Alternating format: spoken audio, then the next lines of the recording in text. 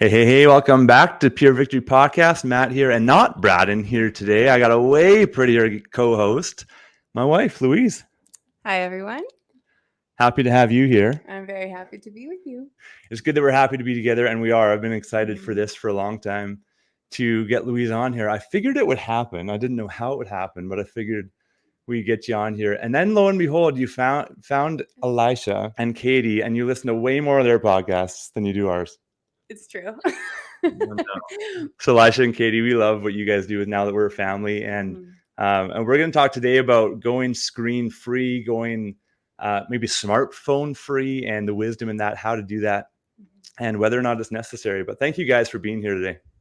Well, thank you so much for having us, Matt and Louise. What a privilege. I tell you what, to be a part of your inaugural episode, that feels like quite the privilege. We've been looking forward to this. And and also thanks for everything that you do. You know, it's been so fun familiarizing ourselves with your ministry. And, it goes without saying, the need is far greater than what we have. And as far as being able to service people, and care for people. And so the fact that you're putting forth so much time and energy and creating much helpful content is a tremendous blessing because, there's just such a great need in this space. So thank you for everything you do. Well, you bet. It's a real pleasure to do what we do. And I was on your website and seeing you have a box where people can sign up for your newsletter. And what it says is just follow us for what we're doing lately in our family. And I'm like, what a brilliant ministry, I think, but it's also a business. And just what you do with your family is so intentional and changes lives and changes families. And there's so much profound stuff that you guys have. Listeners out there, I encourage you to go to their Now That We're a Family podcast, taking their stuff, and they've got 5 kids. Before we get into the topic today, why did you guys start what you're doing just in general with your business? What would you say, Katie? Why did we do this? Well, we started out I'm one of 11 kids. I'm the oldest of 11, and Elisha is 4th born of 10 children.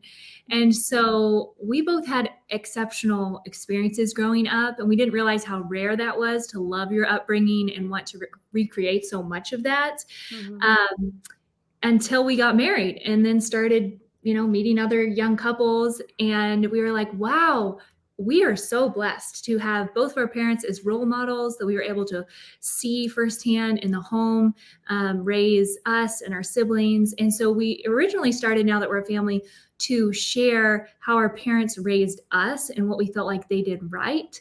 And also address some of the things that we feel like we would do differently, because obviously everyone has their own flair, and Elisha and I are our own unit. We're taking things from his family and taking things from my family. Like I grew up, I moved 22 times before I got married, and Elisha lived in the same house his whole life, so we're going to have our own Katie and Elisha mix there, but really, we want to do a lot of the same things our parents did. So that's how Now That We're a Family started, was just to encourage other families with not our own experience, but the experience that we had growing up. And then since then, it's kind of grown into sharing. Our oldest is 6. So we are just scratching the surface. I feel like there is so much to learn, but as we're on that journey with our own children and parenting them, we are taking our listeners along for that ride. Yeah, I mean, in addition to, I don't know if I can add to any of that, but I would just echo, we feel abundantly blessed that we have a godly heritage. And I think as we are going to church as a young married couple, we were around a lot of first generation Christians, and they were trying to figure out whether or not they wanted to have children, or when they did have children, how involved were the parents going to be in their education, and what did discipleship look like? And it's a great conversation for every, couple to have, for sure. But Katie and I started realizing how fortunate we were. On so many of the episodes, you ask people, like what their father's role was in, talking about pornography, talking about sexual purity. And when I've listened to you have those conversations, I'm once again reminded of how blessed I was with my dad sitting me down with the Proverbs, reading Proverbs 5, Proverbs 7, saying, hey, this is probably what this is going to look like in our life. You're probably not going to be walking on the street corner. You may, but this is, it's going to come in this form as young men. And this was at a young age, and having a father that I could confess sins to, and find freedom, hear the gospel message from a very early age. I was reminded once again, like I said, just in listening to your podcast, like, wow, I have been abundantly blessed, and I don't want to take that for granted. I want to be even more intentional in parenting my children, and how I parent my sons and my daughters. So So yeah, I think that we just felt compelled to tell people that family can be awesome. I think people can have an abundant life with it, and it is the most precious institution that God has created here on earth, the earthly institution, and it's glorious and it's impacted the world more than any other institution, and so we should take it seriously. Mm-hmm. That's awesome. It's so true how important family is.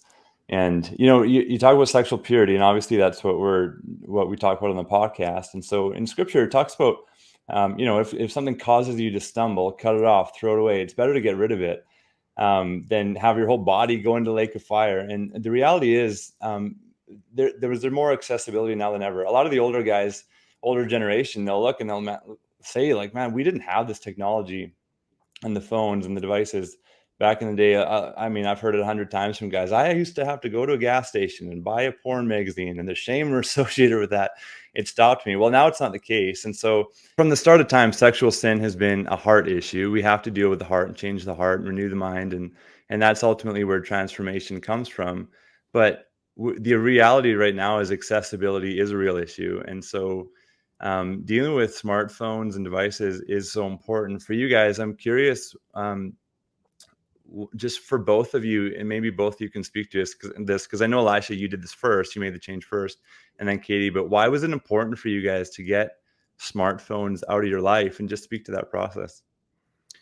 Yeah, there are multiple facets and multiple reasons why we've chosen to go this route as individuals and also as a family. Growing up with kind of being there at the advent of smartphones, I can remember getting my first smartphone, and maybe I was 17, 18, 19 years old. I'm like, wow, this is amazing. And then what was going to be my stumbling block? It was via the phone, when it came to that sexual temptation.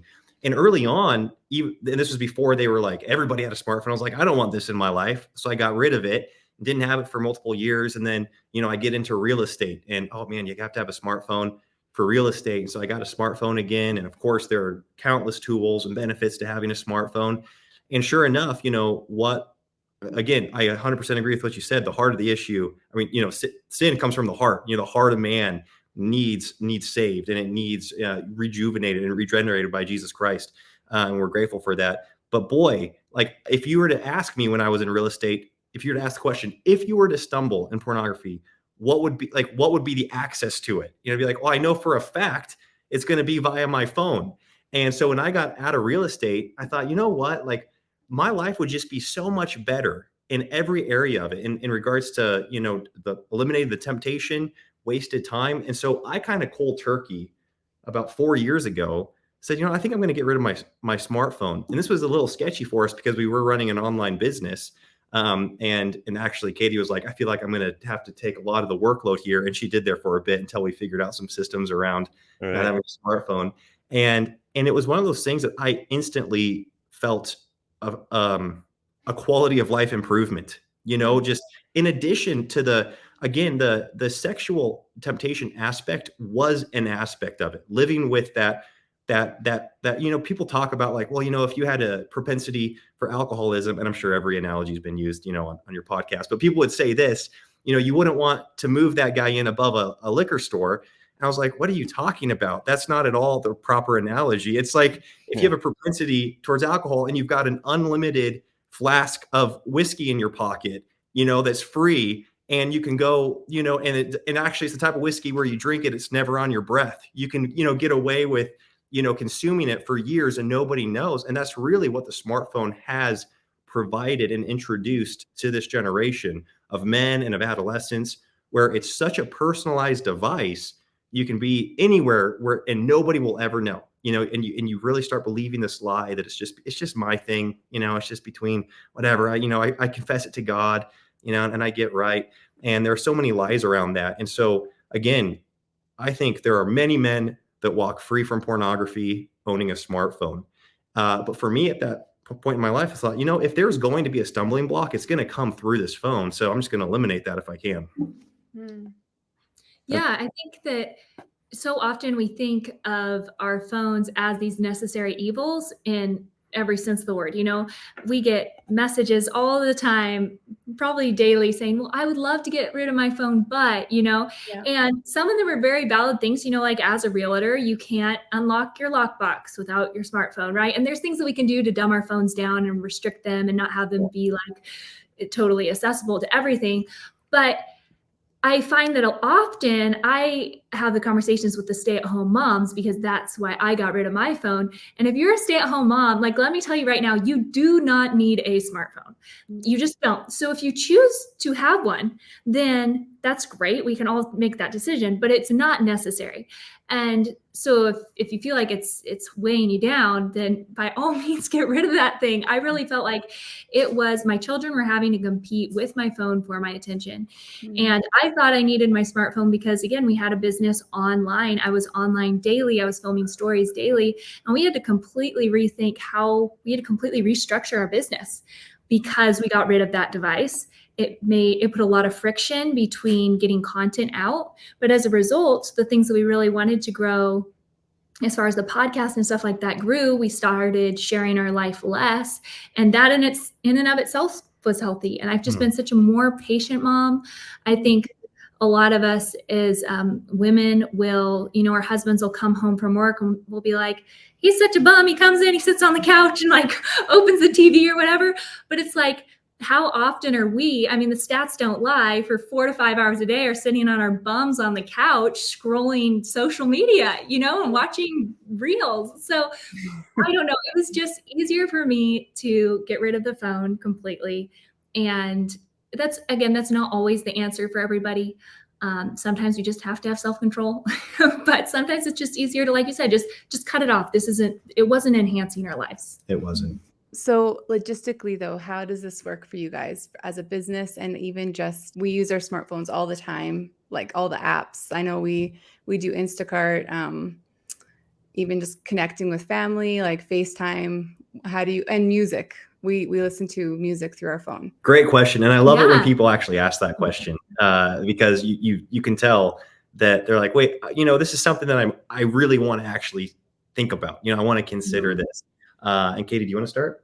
Yeah, absolutely. So I'll answer those 3 things first. There's a plethora of reasons that we use our phones. For me, directions was a huge one. I could not find my way to my neighbor's house without a smartphone. And there have definitely been times where I have called up Elisha and been like, I do not know what's going on. Here's the address. And he pulls it up on his computer and like guides me to the house. That's happened. So there was a learning curve. Right. I have gotten a lot better at directions, and also our little flip phones now you can type in the address and then do manual directions. That's nice. So that's kind of cool. But we will often like MapQuest before we leave somewhere or something like that. But as far as like music, we love music playing through our home too. We have Spotify and stuff like that. So we actually will open a laptop computer and make the screen dark and just play music that way in our home. And then in the car, we have good old fashioned CDs. So we play those in the car and audiobooks and stuff like that, or we sing as a family. Mentioned a couple other things. Yeah, maybe shopping online. Instacart. I love Instacart. So I order my groceries in the morning before the kids get up on my laptop and just get them sent to our house. So a lot of apps have desktop versions, which is great.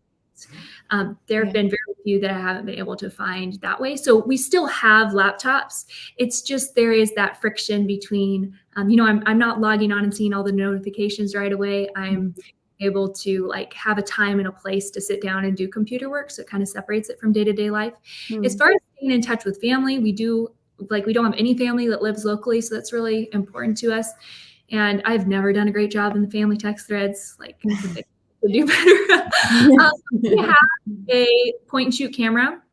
And so, we're able to upload the photos to our computer. We can send them to family text threads. That way we still have the Apple IDs. And so all our iMessages pull up on our computers. So we're in group text threads and stuff that way on our computers. We can also FaceTime from our computers.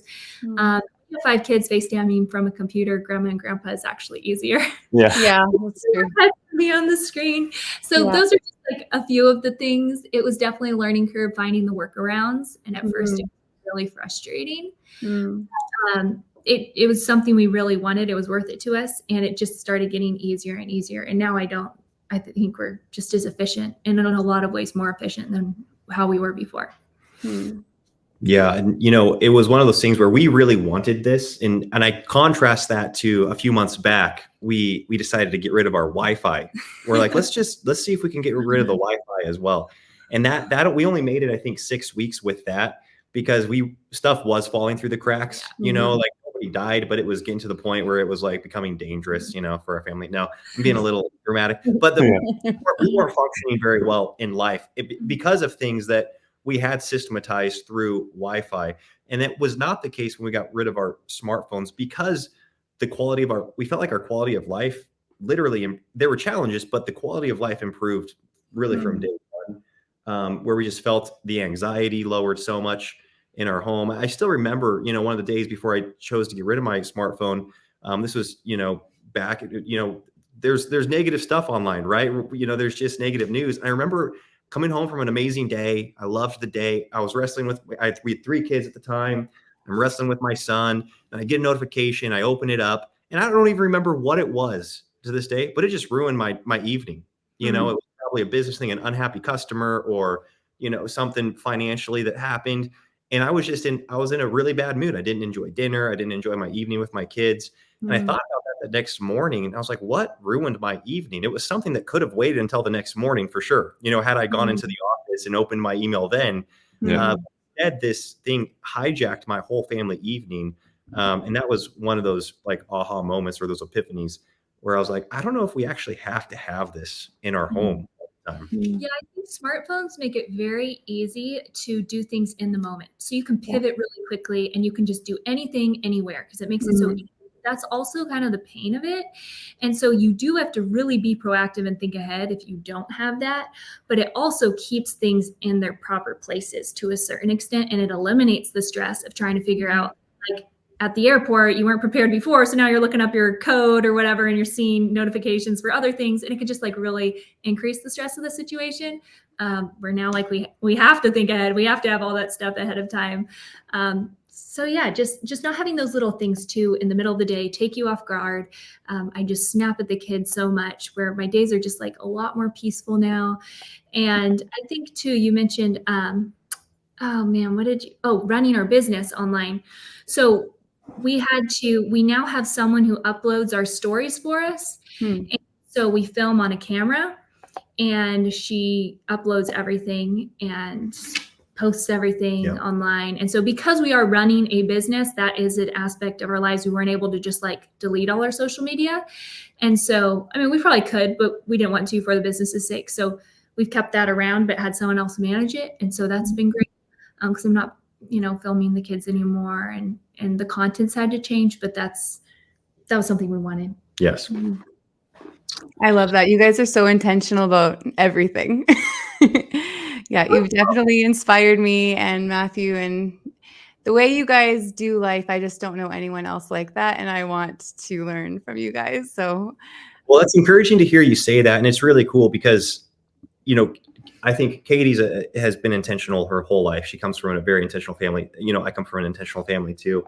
But I think that oftentimes when people hear we're screen free or we don't have a smartphone, they almost think it's a very it's like a very defensive move, or like a very conservative move.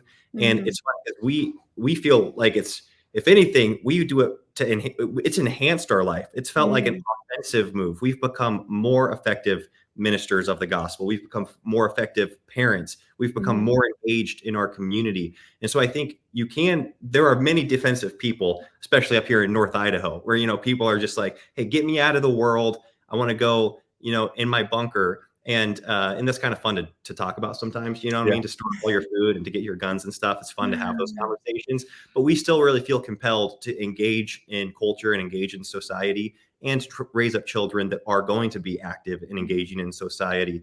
And so I think that when we both realized this was an offensive move as Christians, we feel like we're moving the battle line forward, then it really got us excited, and it made us far more aligned in the mission. That's awesome. I love it. What I keep hearing you say is really like, it was worth it, because there is a cost to it. And, I mean, I was 24 years old. I hadn't watched porn for 2.5 years. I just got my first iPhone, and someone said something about a porn site at work. I thought I wasn't interested in it, but I just got my first iPhone, and I'm like, oh, I have access to it. And long story short, I went back to it. And if I didn't have that iPhone, I could have saved another 2.5 years of engaging in that stuff and beat myself up and all of that.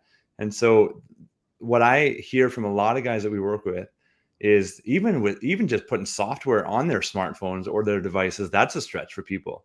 But going all the way and just getting a flip phone, it's like the most common thing that I hear usually is that they need it for their work. And so what I hear you guys saying is that sure, there's maybe a cost. I don't know if you guys see it that way, but there's adjustments. Maybe there are things that you just literally can't be part of anymore, but it's worth it. On the other end, like your mental health, just the purity, the time with your kids is worth it. Hey, can you speak to that a little bit? The people that are kind of weighing the cost and maybe saying, it's too hard or not convenient enough. Yeah, well, I mean, I want to hear from you, but I'll start. And you know what? And it's one of these things where we are an anomaly, and obviously we kind of feed into that. It does feel kind of fun being an anomaly, right? Yeah. But no, the people we look up to, people that we align with in ministry, they all have smartphones. We don't look at these things as being the worst thing that's ever existed. However, like I do think that you mentioned that word worth it and the sacrifice, and I go back to I don't know, Proverbs 22:3, like the prudent man foresees evil and hideth himself, but the simple pass on and are punished. And as we've pulled away from this, you talk about it from a sexual purity standpoint, but I just think as far as a competition for our attention, that there is such a competition for our attention, and Satan wants our attention. And the last place he wants it is being intentional with our children, to be pouring into our spouse, to be feeding our marriage, to be thinking of ways we can serve in the community or serve our fellow brothers and sisters. And, sexual temptation aside, the phone just offers a myriad of distractions that take you away from the moment. And I don't know how to do the math with this, but it felt like for every, 10% of productive work I was doing on my smartphone, it was bringing, 10,000%. Again, I'm not a mathematician, but it was just bringing all of this wasted time and cluttering my brain and making me ineffective. And I think that in a lot of ways, our life got smaller in the sense that we were thinking about less. We were thinking about like our marriage. We were thinking about in like real time, like, how are you doing? We were thinking about our children. What are their actual needs right now? We were thinking about our small group and what they're going through, and our world got a lot smaller. And I think that that's a good thing. I think that the impact is actually greater when you make your physical world a lot smaller and you're able to be very present in that physical world. But going back again, I'm talking about the pros because I'm an advocate of this. The sacrifices, they are there. And whether it's a work opportunity or whether it's just access to different applications and on a weekly basis, I get text messages that have an empty link that I can't open, right? People are saying, hey, check this out, or hey, join this group, and they don't know I don't have a smartphone, right? And so I have to call them, hey, can you actually send that to my email? And this is happening. It's not like all the pain is gone. Still on a regular basis, there's friction that we experience because of not having a smartphone. But it's funny because each time that happens, it's just a reminder to me of how much I still enjoy not having a smartphone. The pain is there, but the pain of giving into sexual sin, the pain of not being present with your kids, all that pain is not there, or at least not to near the same degree. Yes. So yeah, I love it. Go ahead, Katie. Yeah, well, I would say everyone really has to know themselves.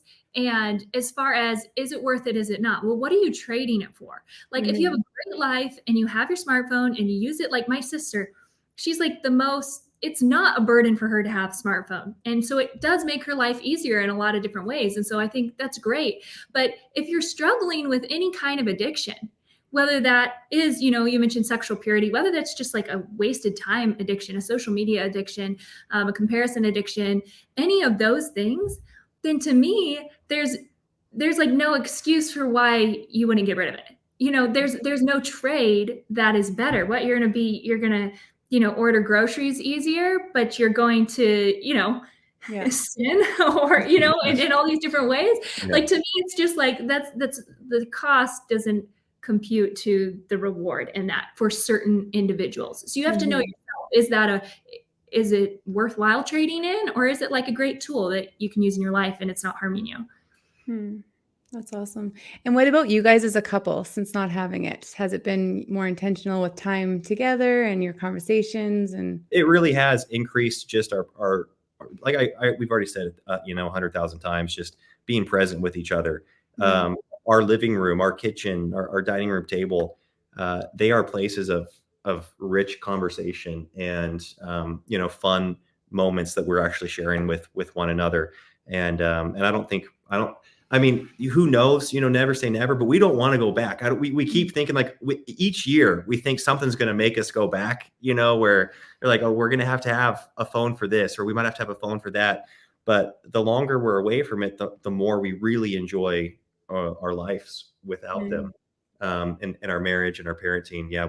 How would you say that's affected our marriage? Yeah, I mean, I think we had a lot of things put in place before we actually got rid of our smartphones. Like we would never take our phones into our room. That was just a off limit zone for phones. And so we had little like alarm clocks, like the legit alarm clock you just plug into the wall. And that's what got us up in the morning, but we weren't on our phones. We would have them on airplane mode till after breakfast. So we wouldn't take them on dates. I mean, I never took my phone, so Elisha took his, but I just never had mine with me because I would be the one to get more distracted on it. And so we had these little things put in place. I think the nice thing about completely getting rid of it is we only have so much willpower. And so it's nice to not be using that willpower to not look at my phone. Like when we're in conversation, nothing's competing for that attention, even though I feel like good guidelines before. So I don't feel like it necessarily massively enhanced our communication or whatever, because we knew that our marriage was more important than the phone. Like we didn't struggle with that in our relationship. But it's nice not having to think like, oh, maybe I should be checking that real quick or something like that. Yeah. Well, one thing that I always see with people, just with pornography as an example, pornography is an escape from something. And people I often will say emotionally or spiritually immature. We don't know how to deal with hardships or stresses in life because we escape into that. So it would be the same with a smartphone, though. You guys are saying that your communication was good, but a lot of couples, a lot of marriages, their communication is not good. And they both spend so much time on the phone. And so imagine getting rid of that. They would have to come together or face their communication or face the lack of intimacy. Or lack of communication. Lack of communication, exactly. And how much more would they grow? It would be so worth it. And so I love it. Hey, can you speak to parenting too? We don't have a lot of time left, but we wanted to ask this. But one thing that's changed is I do these parenting talks for parenting through sexuality and sexualized world and talking to your kids about sex and porn. And so emphasizing what I would consider to be the lack of need for smartphones. Yeah. Both Katie and I's parents were very intentional in introducing us to technology and introducing us to various forms of media. And one thing that we've talked a lot about with our own family, when maybe a lot of people in our home group, or maybe a lot of people at your church would all agree, teenagers shouldn't have smartphones, or your young kids shouldn't have smartphones. And we wholeheartedly agree with that. But I think oftentimes it looks like all the kids sees is what they're missing out on. And something that we've been very intentional in our home at is, creating, people call them all sorts of things, but dream boards or vision boards, or we call it like our list of 100 things to be, do, or have. And we are very proactive on what we are running to versus what we are trying to flee from. And we want to remind our kids of that from a young age. We love being outdoors. We've got pictures of all the hikes we want to go on. We found cool pictures online, and we love skiing up here, and so the kids look forward to skiing, and they're saving up to get their own skis. And that's how we grew up. We grew up with families that were very proactive in playing music together and skiing as a family. And again, it's going to look different for each family as to what their propensities are and to what skill sets they have in their marriage. But we want to be able to show our kids how much life there is to be lived away from a phone. And then when they view that, I think that they're not seeing it as a penalty. They're not seeing it as something they're missing out on. They're seeing, hopefully, everything they get to be a part of. Would you add anything to that? Yeah, our goal is to give our kids cravings right now of life. Like, so when they do get when, they're adults and they decide, hey, I want to try this iPhone thing out or whatever. I have no doubt that our kids probably will think, hey, technology is cool. Mom and dad are backwards. I'm going to try this out. When they experience that, they will know, just like we knew, okay, we had a very rich life before this technology. We loved reading books. We loved going on hikes. We aren't doing these things. We aren't skiing anymore. We're just sitting here on our phones. We're just watching shows in the evening. We're just on technology all the time. And so we had something to go back to, and we had something to compare our current life to, where I think when your kids grow up on technology, that's their craving. That's what they want. And they don't know life without it. And so they can feel very, very lost if they don't have other hobbies and other skill sets and things that have been cultivated. So even when people approach us with, well, you aren't preparing your kids for living in a technological world. Right. I think, technology is so easy. That's the whole point of it, is it's easy. They can pick it up if they ever need it, if they ever would like to try it. But our job right now is to give them a very rich, full life without that. And that includes, a lot of social interaction with their friends in person, especially as they get older. And, right now, like my son will take our flip phone and call his cousins, and he sits in the back room and chats with them, and he has a blast doing that. And so I can see getting him, it doesn't mean your child has to go phoneless, so you can't contact them when they're at school or when they're without you, but it doesn't mean that they need this unprecedented access to. Yeah. Katie mentioned appetite, and we really feel like we have got such an awesome opportunity to cultivate healthy appetites within our children. When Katie and I got married, growing up, the standards for candy in our home were far different. And so on our honeymoon, I bought a pack of Skittles, and Katie, she took it and she opened it. She gave me 3 and she took 3, and then she folded it up and put it over like by the dresser in our hotel room. I was like, what are you doing with this Skittles? This is good for tonight.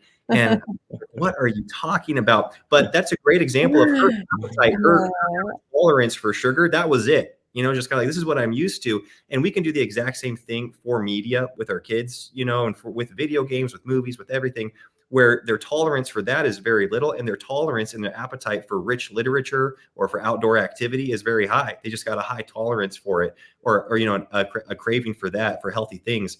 And like Katie said, as we don't need to, I don't know about you, I don't need to practice getting into sports media. Like if I step away for a year, I'm really good at getting back into it. Time to practice. And I think that's how it is with so many things. When you look at the marketing budget behind the biggest companies, they're making it really easy for us to partake in these things, right? They're making it really easy to consume their content and their media. And then when you look at some of the things you care about, your marriage, your health, your children's well-being, and you look at the marketing budgets behind, ministries or foundations that are, supporting those things, well, it's obviously a drop in a bucket compared to the other marketing budget. It's incumbent upon us to do the hard work of presenting it to our children and introducing it to them in a way where they want to partake. We love what you've been sharing tonight, and we're so thankful. But would you like to share just a little bit about some of the programs you guys offer? So the Get It All Done Club is a program that I started to help women who felt like they were really drowning in motherhood. I love being a mother. And when we first got married, we had our first 3 kiddos in 3 years. And it was all of a sudden a lot, and it was very overwhelming. And I started talking to more and more moms, and it just felt kind of like a big pity party. And so I knew that there could be something different from seeing my own mother raise all 11 of us. And so I started to develop systems that could create a home that ran smoothly and efficiently.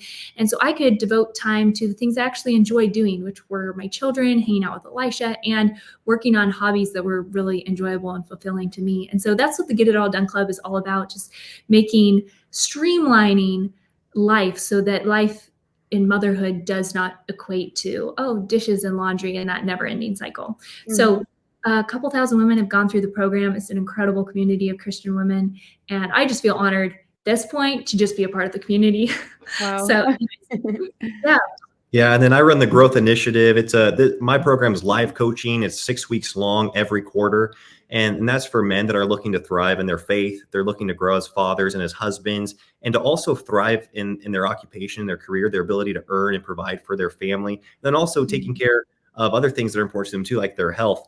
And I tell you what, Katie talks about being humbled, feeling humble to do this. I feel that like tenfold when I get on my live calls every quarter with a new group of men, and I see the men around really the world, it's because it's not just in the US, these men that they are great Christian men, and nobody at their church would pull them aside and be like, hey, I think you need to do a little better. I think you need to grow. But they know within themselves, like, I need to grow. I want to grow. I want to be a better father. I want to be a better husband. And they're investing their own money. They're investing their own time to grow in the areas of life that matter most to them.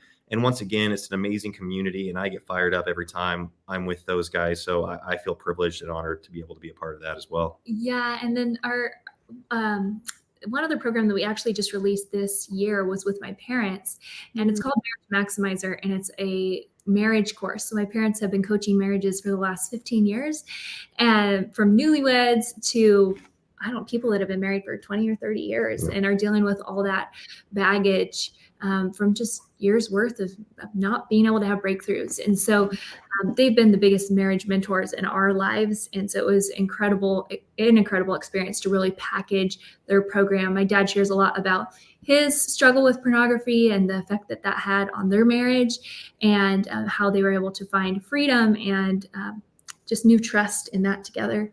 And so anyways, yeah, we have a lot of different programs over on nowthatwe'reafamily.com. Elisha's a music teacher, so we also have music lessons. Wow. We really love encouraging families. Awesome. I love it. And you guys have encouraged us. And I got a question for you. When are we getting rid of our smartphones? That's a good question. We have to do a little more research, and I figure out where do you get a flip phone? Like, what kind of flip phone? I don't know. It's not as easy as you think. Yeah. You go into an AT&T store or whatever, and you ask for a flip phone, and they think it's a joke. Exactly. Yeah, exactly. We have one guy that he just started with us, and he told his group he has a flip phone. They're like, you do T9 texting? He's like, yeah, I do T9. It's like, wow, guys couldn't believe it, but it's awesome. So it is something that excites me though. Like I love just the life and the attention that it's going to give our family. Yeah, I think for both of us, it's going to be a win. It's just now figuring out, probably have to buy a GPS, maybe a camera, because I love taking pictures, but all those things. So when you say we're going to research, it's not research whether or not we will do it, but research how to do it. How? We will. We will. I like it. Yeah. It's going to be awesome. Thank you so much, you guys. This has been so good talking to you. Yeah, our pleasure. Thank you so much for having us on, and thank you for everything that you're doing, and keep up the amazing work.